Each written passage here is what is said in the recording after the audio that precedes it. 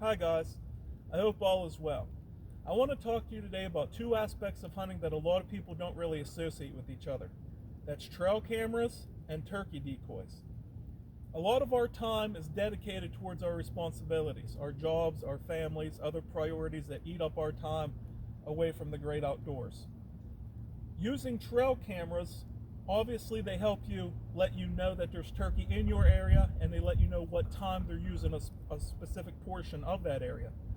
But what a lot of people might not know is that they give you a behind the scenes look into the day and life of the turkey population in your area, the dynamics of it, most importantly. By understanding the composition of your turkey flock, that will allow you to become a more efficient, effective, and successful turkey hunter. What I mean by that is this. If I know how many hens, jakes, and gobblers I have in my area, then I can see how they work together. For example, if I have a series of 20 pictures of a strutter, a big long beard, hanging out with a handful of hens, and he's on camera doing his thing, and then there's all of a sudden a 4 or 5 minute gap in time between the next picture, and that next picture shows 4 or 5 jakes. I can easily extrapolate from that there's a high probability that gobbler may have been ran off or didn't feel comfortable around that many jakes. So when I do get the time to go in there and hunt that turkey, I'm not going to go in with a full strut decoy. I might just run a lone hen, or I might take in a lone hen with a jake, because it's easier to beat one jake than it is 4 or 5. Another thing that'll really help cut down on the amount of preseason and season pressure that you put on your property is running your trail cameras under the cover of darkness. If we go in before daylight, with the anticipation of listening for turkey in the morning, we can run our trail cameras, and then we can listen for the turkey and then leave before they even fly down. Or we can go in to our property at night, run our trail cameras, and get out of there, because we know where the turkeys are roosting at on our property. So we can avoid them and put zero pressure on them during the preseason, and then reduce that pressure during the course of the season. So trail cameras, when used in a more in-depth approach, rather than just, yeah, there's turkey here and yeah, they're here at this time, you can really put an emphasis on developing a solid game plan for how you want to go in and hunt out the gobblers in your area. That's really all I have for the trail camera part of it. So I want to talk to you about decoys and why I use them. So obviously you're going to have a billion questions when it comes to decoys. Do I need them? I can only afford to buy 2. Which ones do you recommend? Which decoy company should I go with? I can sit here and make a video on every question and it not satisfy everybody. So I'm going to go with what I know. I'm going to go with what I believe. I'm going to lay out all that information, and then you can decide where you want to take it from there. Personally, I run Dave Smith decoys. Why do I do that? Because there's not another company on the market that offers the versatility in poses and on the market. So what's that mean? Well, like I just said, maybe I want to hunt with a jake that thinks he's tough to get that gobbler to work in. Maybe I want to, give the impression that there's a jake breeding a hen. The lineup of DSD decoys allows me to create any illusion, any scenario that I want to introduce to a gobbler that I'm hunting. I'm trying to sell the illusion to that gobbler based on what the trail cam photos are showing me. And the whole lineup of DSD, I mean, you can mix and match, you can do whatever. That's why I run these. Another reason is because DSD, they stand behind their decoys 1,000,000,000%. If you have any problems at all with them, give them a call, email them. Dave and the rest of the crew will handle you.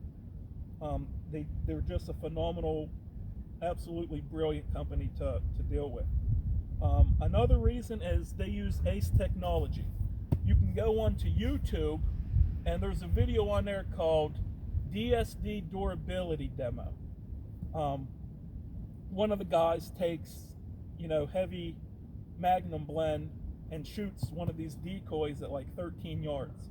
And there's just like a couple little holes in there, but it's perfectly fine. There's another company out there that's really popular. Their decoys are collapsible, which might be a huge selling point for a lot of people. But understand that with that collapsibility, that their decoys are made of rubber and they're inflatable. So over the course of time, rubber is going to deteriorate. It's going to dry rot. And, you're going to end up with a deflated rubber ball that looks like a turkey at the end of the day. Or if a stray pellet hits it whenever you shoot at a turkey or whatever. So the amount of failure that can be introduced to your decoy on day one, if you shoot a turkey, you have a chance of hitting it with a stray pellet, or over time it just deteriorating and crumbling. It's not a matter of if it's going to fail you, it's a matter of when it's going to fail you. And these decoys will not fail you ever. Obviously you just don't want to, if you take care of your gear will take care of you. You don't want to come up and, go whenever you push the stake into the ground, you don't want to use the decoy to do that because you might, break it through the back. Use some common sense, handle them with some care, and your investment will last you forever. So that's really why I go with this company. The question, do I need decoys? Again, it's 100% personal preference. It also depends on your style of hunting. Or, there's people out there who are disabled. There's people out there who hunt with kids. There's bow hunters who lack mobility due to being, restricted to a ground blind. If you choose to bow hunt from ground blinds, it just depends on everybody's hunting style, their preference, and all that. Personally, when I shotgun hunt turkey, I do not use a turkey decoy at all. I slip into the roost area, get super close, get set up on the bird, call to him. If he moves off, I can slip around, I can be mobile, I can go after that bird. When I bow hunt turkey, 1,000% I'll have a decoy with me. Again, I let the trail cam pictures determine for me what decoys I'm going to hunt with whenever I go after a specific bird. So if you're hunting with kids, disabled, limited in mobility, I would say a decoy is going to be beneficial for you, because they're going to be setting there, and gobblers in the distance will be able to see those decoys and then use that as an enticement to come in and investigate your setup. So, if you're limited mobility, I would say decoys would probably benefit you more so than if you were just running and gunning, because you're more proactively hunting that turkey than you are waiting them out. When I first started bow hunting turkey, I had the foamy decoys, and I had zero success. I mean, I wouldn't get a bird to look at them for nothing. And then once I started using these super realistic DSD decoys, there's been times where I'll go into my area, pop up my blind, get in my chair, throw out my decoys, and I'll just sit there. I won't even run a call or anything. I'll just sit there, play on my phone, and I'll listen for turkeys walking in the leaves or drumming. I'll look up and they'll be there. So these things are standalone effective. You don't always have to call. I mean, they just take your hunting to the next level. I mean, there's some days where, I want to hunt hard, make it happen, and get home. And then there's some days where, maybe I'm tired and I want to be a little lazy. And I just want to sit in my blind, sip on some sweet tea, play on my phone, and see what happens, wait them out. Because another thing that I really learned when it comes to bow hunting turkey is relying on your scouting 1,000%. I don't care about hearing turkey. I'll go into my spot and I'll set my blind up and everything and get ready for the day. And there's been mornings where I never heard a gobble. I didn't hear nothing on the limb all day long, anything. And then a bird will be there in my decoys around 10, 11 o'clock. I'll sit there and I'll hear other hunters calling and moving around me and all this stuff. And I'll have a turkey standing in front of me, not even paying him any attention at all. So just really focusing on your scouting, using quality decoys, and putting the time in. It will really improve your odds of becoming more successful in the turkey woods. I just really want to put a huge emphasis on that. Go out and scout. Believe and have faith in what you're seeing. If you're seeing turkey tracks and scratchings and poop and all that stuff, and then you'll go up there and you'll scrape out the turkey tracks with your foot, and then you come back the next day and there's more turkey tracks there, but you're not hearing anything. It's not chipmunks making them tracks. So, use them trail cameras, use these decoys, use everything that you have at your disposal and put your time in.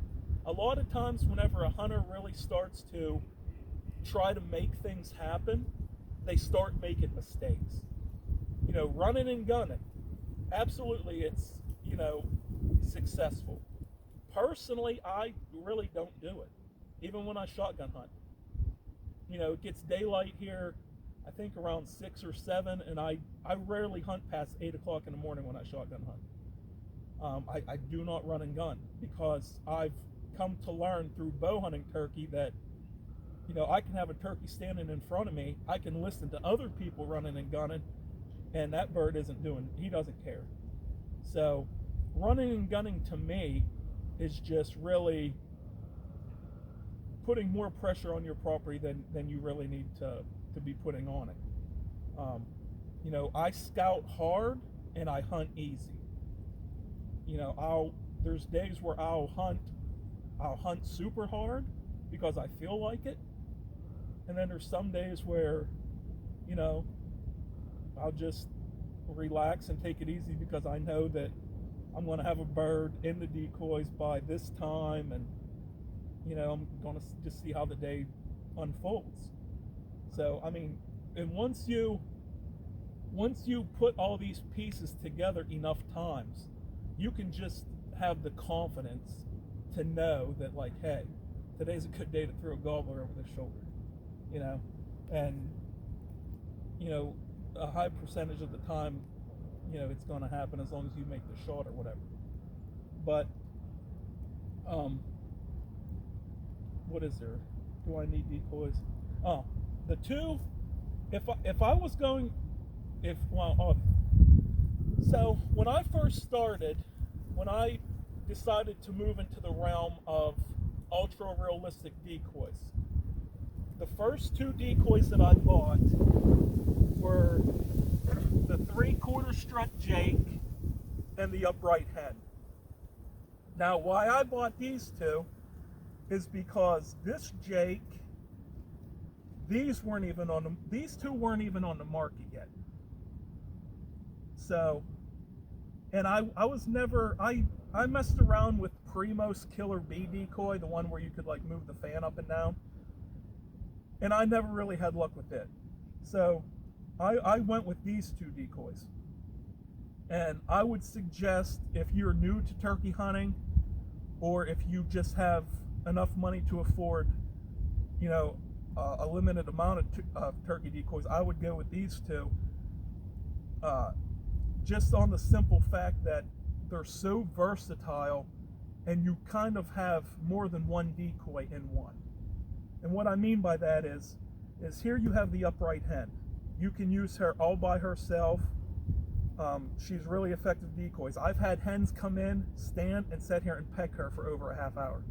Like literally from 3 feet from the blind. They'll just sit there and just peck, peck, peck, peck, peck for a half hour, 45 minutes. I've had, hens come in and just maul her. So, not only is she seeing, and obviously, if you have the hens coming in working over your decoys, if there's any gobbler in the area, he's going to come in and check out that commotion. So not only is she a great standalone decoy, but because she's flat on the bottom and a little bit thicker than the mating hen, she'll set up higher in grass or in a cut cornfield, and you can just throw her right out in front of a jake and give the illusion that this decoy set gives you.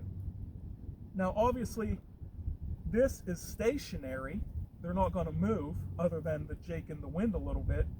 So these are more sophisticated in the sense where if you have a bird out at 70-80 yards and there might be like a little roll in the field or something that he can't have like direct vision into your setup, whenever he gets to a point to where you feel like he can see your decoy, then you can take your little cord here and introduce movement into your set. And that, that gobbler, he'll focus in on that and usually come in to investigate it with an attitude. So you can have the same effect just without the ability to introduce movement to your decoy set with these two here. Personally, I never hunted with the posturing jake or the strutter yet. I have no experience with them at all, but there's a lot of guys on the internet that talk about how well they work and how effective and stuff they are, but again, I haven't really went out and tried them yet. One year I did kill a turkey with the bow, and while it was laying dead, another gobbler that was with it actually postured up like what you see here in this decoy, and I took a picture of it, which I thought was pretty cool. So I don't know whether that gobbler was trying to assert himself as being more dominant because the strutter had been killed, or what the reasoning for that was. But whenever you see live decoys mimicking what you see when you see live turkey mimicking what you see decoys, then it's easier to take those decoys into the woods with more confidence.